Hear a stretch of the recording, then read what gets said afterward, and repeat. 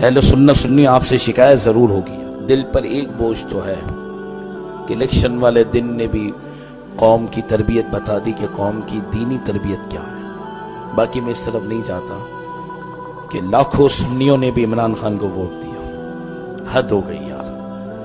یہ قرآن ہمارے سامنے، ہمارے 35 حضور کے غلاموں کو، تحریک لبیک یا رسول اللہ کے نعرے لگانے والوں کو اس کی حکومت میں اس کے کہنے پر سیدھی گولیاں مار کے شہید کیا۔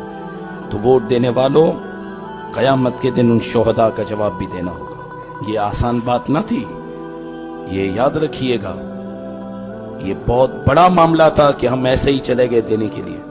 3.5 سال میں اسی بندے نے سب سے زیادہ 2% پر فیکٹریاں لگانے والوں کو سود دینے کی بات کی، اتنا سود جتنا اس کے دور میں عام ہوا پاکستان میں عام نہ ہوا۔ پھر اسی نے آسیہ ملونہ، جس نے ہمارے نبی کو گالیاں دی، اس نے اس کو یہاں سے فرار کروایا اور خود اس کا کریڈٹ لیا، اور یوٹیوب پر آپ کلپ سرچ کریں، یہ نہیں کہ ہم اس پر کوئی الزام لگائیں گے، خود اس نے کہا کہ میں نے آسیہ کو ملک سے فرار کروایا۔ جو کہتے ہیں ہم اپنے آپ کو سنی ہیں، ہم یا رسول اللہ کہنے والے ہیں۔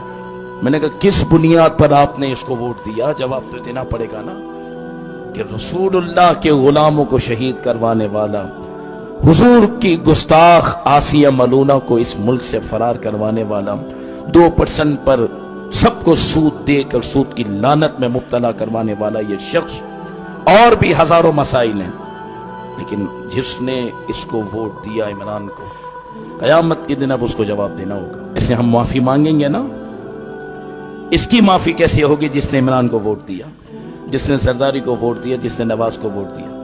آپ کہیں گے اللہ سے معافی مانگ لیں گے، تو میں نے کہا یہی شریعت کا حکم ہے کہ حقوق اللہ تو معاف رب کر دیتا ہے، حقوق العباد اسی وقت معاف ہوتے جب بندے معاف کریں گے۔ تو ان ظالموں نے تو حضور کے غلاموں پر ظلم کیا، وہ شہید ہو گئے، ان سے معافی کب مانگو گے کہ 7.5 مہینے اسی ظالم کی حکومت کے اندر امیر المجاہدین جیل کے اندر رہے، کتنے ہزاروں علماء اسی کی حکومت میں جیل میں رہے، اور یہ بدماش اور فرعون تھا اپنے زمانے میں کہ میں کچل کے رکھ دوں گا، یہ تو پھر رب ہے، اس کی طاقت ہے۔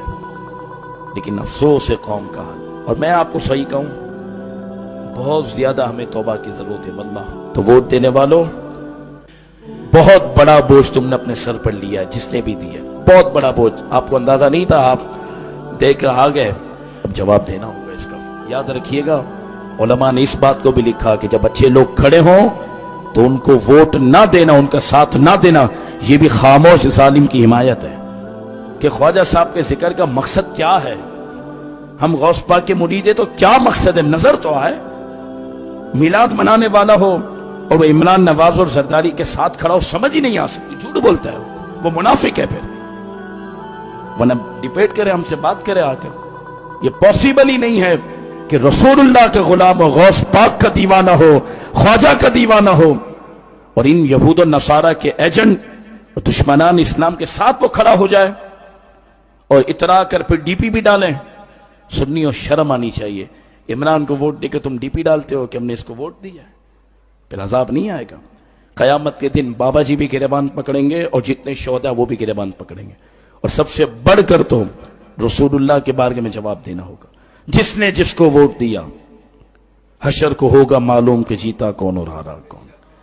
یاد رکھنا، تخت تو یزید کے پاس بھی تھا، حکومت حسین کی تھی، کیونکہ حکومت سروں پر نہیں ہوتی، حکومت دلوں پر ہوتی ہے۔